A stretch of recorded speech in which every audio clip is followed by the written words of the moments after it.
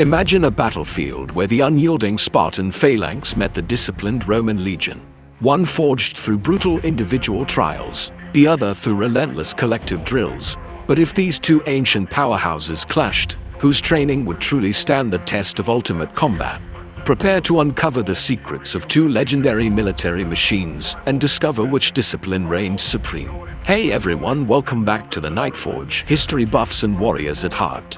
Today we're diving deep into one of history's most debated matchups, Spartan versus Roman. It's not just about the gear or the tactics, it's about the very soul of the soldier, forged in the fires of their unique training. So, who had the better system? The Spartan Agoge or the Roman legion's boot camp? Let's find out. Let's start with Sparta, a society where every male citizen was, first and foremost, a soldier.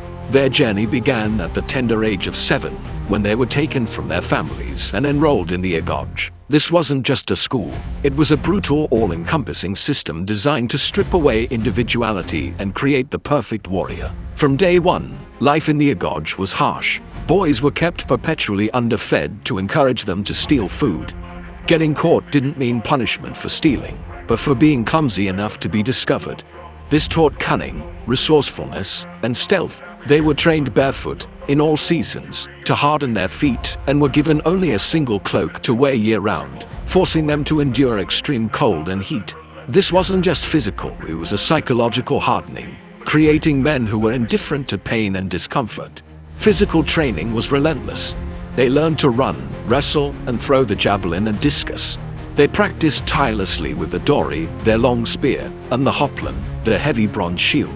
The focus was on building immense physical strength, endurance, and pain tolerance. They were famously laconic, taught to speak only when necessary, making their words as sharp and effective as their blades. Their discipline was legendary, instilled through constant supervision and harsh, immediate punishment for any infraction.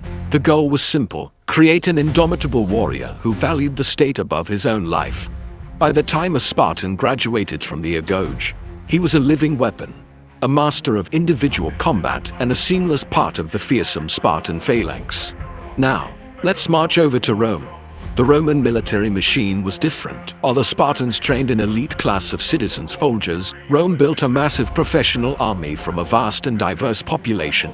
Roman training, or the Tyrrhenium asterisk, wasn't about raising warriors from childhood. It was about turning adult civilians into disciplined, effective soldiers in a relatively short period. A new recruit, or Tyro asterisk, would undergo a grueling 4-month basic training. The first priority was discipline, or disciplina, absolute, unquestioning obedience to officers was paramount. The Romans knew that a unified legion moving as one was far more powerful than a collection of skilled individuals. This was the cornerstone of their success. Physically, the training was intense. Recruits were forced on long marches, 3 times a month, covering over 20 miles in 5 hours while carrying a full pack weighing upwards of 60 pounds. This built the stamina needed to march across continents and still be ready to fight. They trained with wooden swords and wicker shields that were twice the weight of their actual equipment. This meant that when they picked up their real gladius and scutum in battle, they felt light and easy to handle. Unlike the Spartans, who focused on individual prowess, Roman training emphasized collective drills. They practiced formations endlessly. The famous testudo or tortoise formation, building fortified camps every single night, and complex battlefield maneuvers.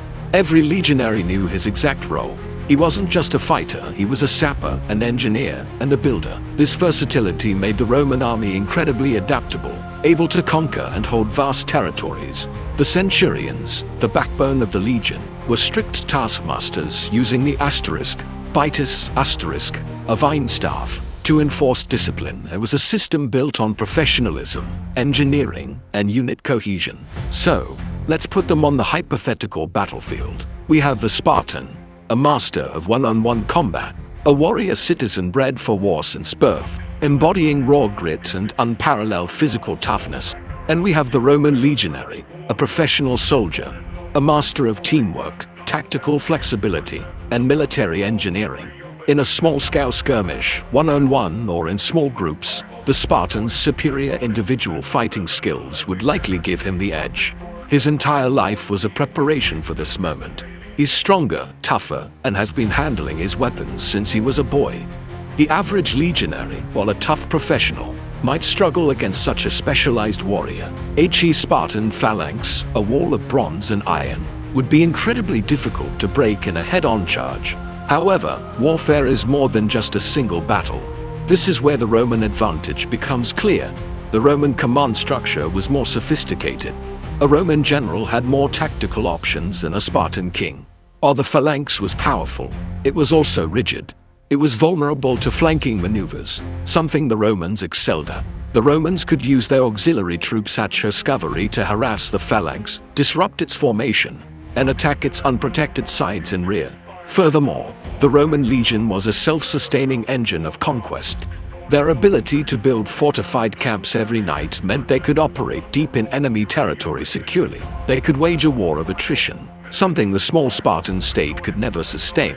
Sparta's entire system was based on a small population of elite warriors supported by a large, subjugated population. A long campaign with heavy casualties would be disastrous for Sparta.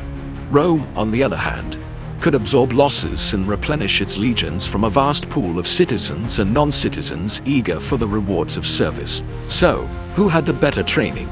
It depends on the objective. The Agoge produced the finest individual warriors of the ancient world, perfect for defending the homeland in a decisive, pitched battle. It was a system of creating super soldiers. Roman training, however, created the most effective army. It was a system designed for conquest and empire building, emphasizing teamwork, logistics, and adaptability over individual glory. While a single Spartan might best a single Roman, a Roman legion would almost certainly defeat a Spartan army. The Roman system was simply more scalable, more versatile, and better suited for the long-term realities of ancient warfare. The Spartans created the ultimate warrior, but the Romans created the ultimate military machine.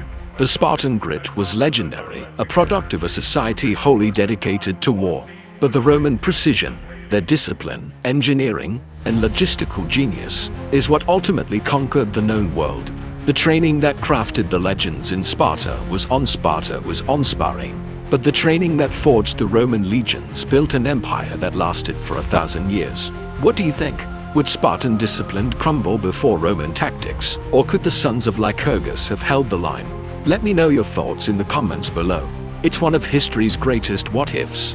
Thanks for watching, and if you enjoyed this journey back in time, don't forget to hit that like button, subscribe for more epic history content, and ring that bell so you never miss a new video. Until next time, stay curious.